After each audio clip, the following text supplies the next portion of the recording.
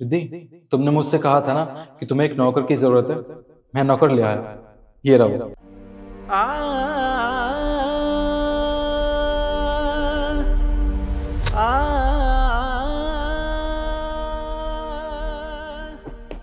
निखिल, तुम इन्हें अंदर ले आओ। चलो।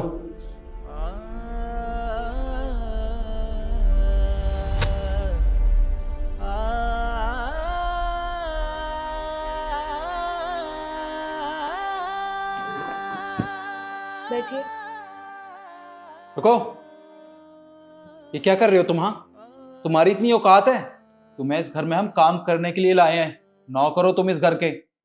तो तुम्हारी हिम्मत कैसे हुई यहाँ ऊपर बैठने की? हाँ, नीचे बैठो चुपचाप। एक सेकंड निखिल, बैठ जाने दो ऊपर। वो भी तो इंसान है ना। आप ऊपर बैठिए। रुको, खड़े रहो चुपचाप। तुम ये कैसी बातें कर रही हो? अरे मैं इस घर में इसको काम करने के लिए लाया हूं। अगर तुम पहले ही दिन इसको सर पे चढ़ा लोगी ना, तो ये जब तक यहाँ पे रहेगा ना, सर पे तांडव करता रहेगा। तो इससे बेहतर है ना, इसे नीचे ही बैठने दो। और तुम नीचे बैठो। सॉरी साहब, गलती। तुम्हें पता है मैं इसे कहाँ से लाया हूँ? वो मेरे दोस्त है ना वर्मा जी, मैंने उनसे कहा था कि हमारे घर में ना काम बहुत ज्यादा होने लगा है, तो उन्होंने इसका नाम रिकमेंड किया। ये पता है घर के सारे काम कर लेता है, झाड़ू पोछा बर्तन खाना बनाना साफ सफाई सब कुछ कर लेता है। और हमें बस इसे 3 से 4 हज़ार रुपए देने हैं, उसमें ये सारे काम कर देगा। इसे कुछ भी नहीं चाहिए। अच्छा, तुम्हें एक डेमो दिखाता हूँ, सुनो। जाके हमारे लिए ब्लैक टी बना के लाओ। जी साहब, अभी लाता हूँ। वो मैम साहब, वो ब्लैक टी और चीनी। आपको वो स्लैब पे ही मिल जाएगा सब कुछ।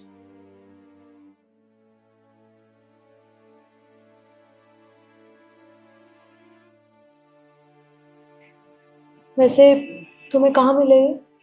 तुम्हें अभी तो बताया था मैंने, ध्यान कहाँ है तुम्हारा? अरे मेरे दोस्त हैं वर्मा जी, उनके यहाँ पे काम करता था ये, अभी ये हमारे यहाँ पे काम करेगा। और रहता कहाँ है?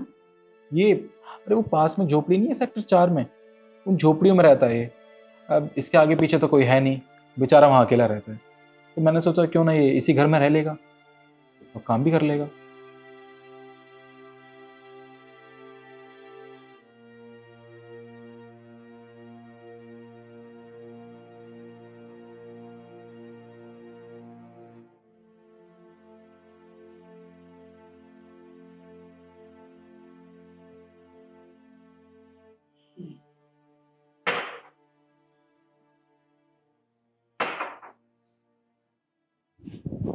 एक सेकंड, ये तीसरा कप किसके लिए लाया तू? वो नहीं साहब, बनाई तो 2 ही कप थी, पर ये थोड़ी फालतू हो गई।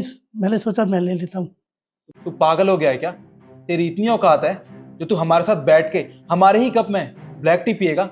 इस घर में नौकर की हैसियत से आया है तू? हम इस घर के मालिक हैं, ये हम पियेंगे। अगर ज्यादा बन गई थी तो फेंक देता इसे, क्या जरूरत थी पीने की? गलती हो गई। निखिल, तुम्हें बिल्कुल तमीज नहीं है क्या? बड़ों से कैसे बात की जाती है?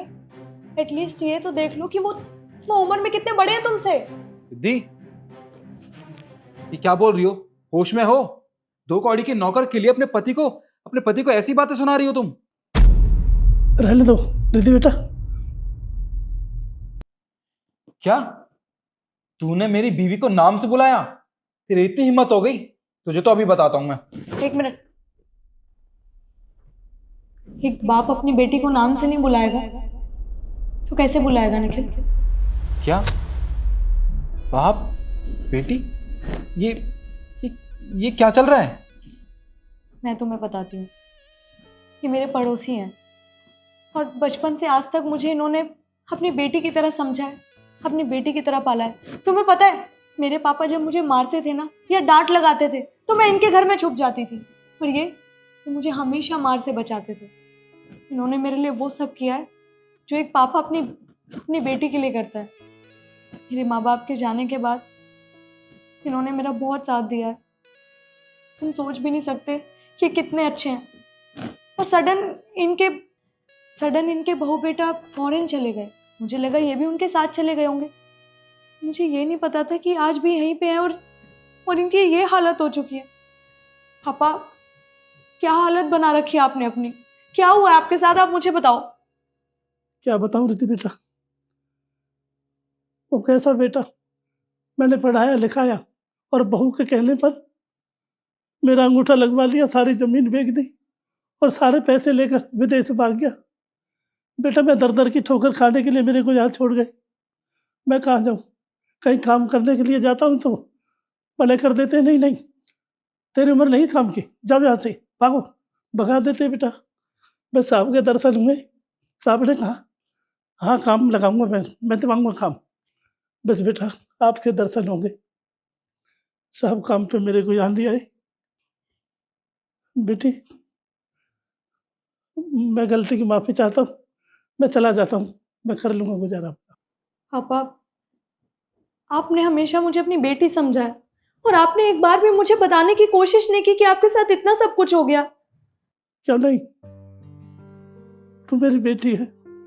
पर बेटा एक बात बताओ, जब मेरा अपना ही बेटा मेरे काम नहीं आया तो तू तो मुंह बोली बेटी है मेरी, तू तो पराई है बेटा। देखिए प्लीज़ मुझे माफ़ कर दीजिए, मुझे नहीं पता था आप कौन हैं। मैंने बिना कुछ सोचे समझे आपके साथ ऐसा बिहेव किया। इनफैक्ट मुझे तो किसी भी आम इंसान के साथ, किसी गरीब इंसान के साथ ऐसा बर्ताव करना ही नहीं चाहिए था। पता नहीं मुझे क्या हो गया, हो सके तो मुझे माफ़ कर देना, मुझसे गलती हो गई।